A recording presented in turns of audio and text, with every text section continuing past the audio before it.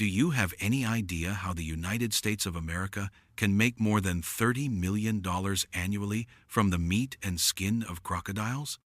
According to estimations, the annual value of the global market for crocodile leather is approximately 1 billion United States dollars, which is equivalent to 1 to 2 million panels. An alligator farm that spans 110 acres and 45 hectares in Florida, Gatorland Farm is the largest alligator farm in the region. It is situated along the South Orange Blossom Trail, which is located south of Orlando. More than 7,000 American alligators are owned by this location. There is a wide variety of alligator cages that are utilized by Gatorland. There are several distinct types of enclosures, and each one is designed to satisfy the specialized requirements of crocodiles at various phases of development. These enclosures are designed to simulate the natural habitat of the crocodile, which includes spaces for hiding, swimming, and basking. In order to provide a proper habitat for crocodiles, the farm is concerned with this matter. In order for crocodiles to develop properly, the temperature should range from 25 degrees Celsius to 35 degrees Celsius. Crocodiles are raised and processed at the farm in a manner that is optimized from the time they are born until they are harvested. The peak mating season for alligators often begins in the late spring or early summer, when the temperatures of both the water and the air are higher. Female crocodiles tend to become more violent and territorial as they mature. The male crocodile that emerges victorious will climb onto the back of the female crocodile and bite her neck in order to maintain her upright position. Approximately 40 to 60 eggs will be laid by the female crocodile after she has mated. Following the hatching of the baby crocodiles, the specialists will select animals that are of a consistent size, not excessively large or small, have a healthy appearance, shining skin, bright eyes, and are able to engage in a variety of activities for breeding and regular care.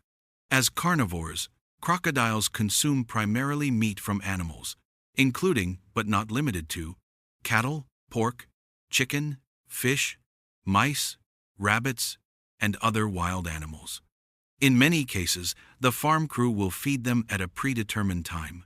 They have distinct dietary requirements, which vary according to their age and type. It is necessary to provide alligators with food on a daily basis. However, it is possible that adult alligators will only require food 2 to 3 times per week. Alligators may be less active and have a lower need for food during the winter months. Each day, the amount of food that crocodiles consume accounts for approximately 3% of their total body weight. Additionally, in this region, people routinely provide crocodiles with vitamin and mineral supplements in order to preserve their health and continue their development. Typically, the harvesting of American alligators occurs after a period of 4 to 5 years under cultivation. The crocodile has reached this stage when it has attained a size of approximately 8 to 10 feet and weighs approximately 350 to 450 pounds. Next, they will be sent to a factory or a professional processing area for further processing. It is planned to place them in shipping crates or cages that are appropriate for the size and number of crocodiles that are going to be transported. There is adequate ventilation in the transport box or cage, which ensures that the crocodile receives an adequate amount of oxygen while it is being transported. In addition, they will be checked throughout the entire process of transportation to guarantee that their health will not have an impact on the quality of the meat and skin. There are a lot of complicated stages involved in the process of filtering crocodile meat and skin in order to guarantee the highest possible quality. A wash is performed on the crocodile's exterior. In order to separate the fish skin from the meat, the worker will use a pump to blast air inside the fish, which will cause the skin to become inflated. A manual peeling process is used to ensure that the fish skin is completely intact. During the trimming process, extra flesh and other undesirable components are removed from the skin. A variety of solvents are then used to clean the skin before it is processed. The surface layer, which is the uppermost layer, and the underlying skin layer, which is the lowermost layer, are the two layers that make up the skin. Size, thickness, and quality are the standards that are used to grade leather. Crocodile leather with the highest thickness, smoothness, and durability is called belly skin.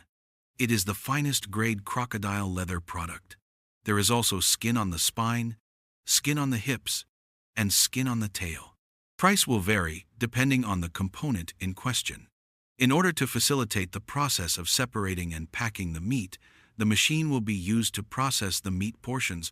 It is possible to categorize crocodile meat according to its type, which includes the tail meat, thigh meat, rib meat, and belly meat. The worker will divide the various portions of the meat into their respective categories.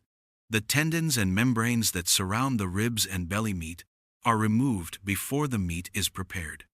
When it comes to the processing and preservation of crocodile skin and flesh, each and every step must come into compliance with food, hygiene, and safety requirements. The manufacturing facility has made use of cutting-edge machinery and equipment in order to manufacture the greatest quantity of crocodile skin and meat for the purpose of sale on the market. Have you ever had the pleasure of consuming foods that were prepared with crocodile flesh or goods that were created from crocodile skin? Crocodile leather is a high-quality leather that is utilized in a variety of industries, including the fashion industry, the manufacturing of bags, shoes, wallets, belts, coats, the furniture industry, the vehicle industry, and the handicraft industry. Crocodile leather is distinguished by its exceptional durability, strong resistance to water, and reduced susceptibility to scratches. The fact that it possesses a beauty that is one of a kind is the reason why it is relatively expensive and requires professionals to handle it with care. Skinning, preserving, lime soaking, fleshing, bleaching, separating, tanning, dyeing, and finishing are the techniques that will be utilized in the processing of the skin. A shelf plate is regarded as a finished product, and before it is passed on to the next stage of manufacturing, it must be subjected to a comprehensive inspection to ensure that it is consistent in terms of color, durability, taste, and machinability. However, crocodile meat is becoming increasingly popular. It is possible to prepare a wide variety of recipes using crocodile meat, such as grilled meat, fried meat, steak, stew, pig sausage, soup, and hot pot.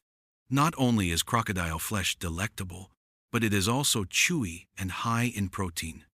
Because it has a relatively low amount of saturated fat and cholesterol, crocodile meat is beneficial in lowering the risk of cardiovascular diseases. In addition, crocodile meat contains omega-3 fats, which are helpful for the health of the heart, also help to build the immune system, and are also beneficial for the health of the bones, joints, and digestive system. Crocodile farmers and processing companies have demonstrated that business is not just about producing profits, but also about recognizing and developing potential natural and human skills. This success can be attributed to the significant advancements that have been made in processing and marketing operations. Clearly, crocodile farming is not only a fascinating industry, but also a highly profitable one, with the global crocodile leather market projected to reach $3.5 billion by 2033. This growth is largely driven by the rising demand for premium leather products across luxury, fashion, and interior design. As the industry expands, farmers are adopting advanced technologies to enhance productivity. For instance, automated feeding systems, digital health monitoring, and climate-controlled enclosures help optimize crocodile growth while ensuring animal welfare. Moreover, crocodiles provide more than just meat and leather. Their byproducts, such as oil, bones, teeth, and even blood, are being explored for use in cosmetics, jewelry, and potential medical applications. This allows farmers to maximize profits from every part of the animal. However, it is also important to consider the environmental and ethical implications of this business. While farming reduces pressure on wild crocodile populations, it must be managed responsibly to avoid habitat destruction, waste pollution, and loss of genetic diversity. In addition, the industry operates under strict regulations and global trade rules, especially under the Convention on International Trade in Endangered Species, CITES. Many farms seek certification to show their commitment to sustainability and humane treatment. This is crucial, as modern consumers are increasingly concerned with traceability and ethical sourcing. Consequently, fashion brands now prioritize eco-friendly tanning processes and transparent supply chains, aligning with changing consumer values. Furthermore, crocodile farms often diversify into tourism and education. By offering guided tours and cultural experiences, they raise public awareness about crocodile conservation while generating extra income. Simultaneously, ongoing research supports improvements in feed efficiency, disease control, and new product development, ensuring the industry's evolution. At the community level, crocodile farming creates jobs, builds skills, and boosts local economies, especially in rural regions where employment options are limited. However, the sector is not without challenges. It faces market fluctuations, public scrutiny from animal rights groups, and the effects of climate change on breeding cycles and habitat conditions. In conclusion, crocodile farming is a multifaceted industry that blends science, commerce, conservation, and culture. Its continued success depends on sustainable practices, technological innovation, and responsible marketing that balances profit with ethical and environmental responsibility.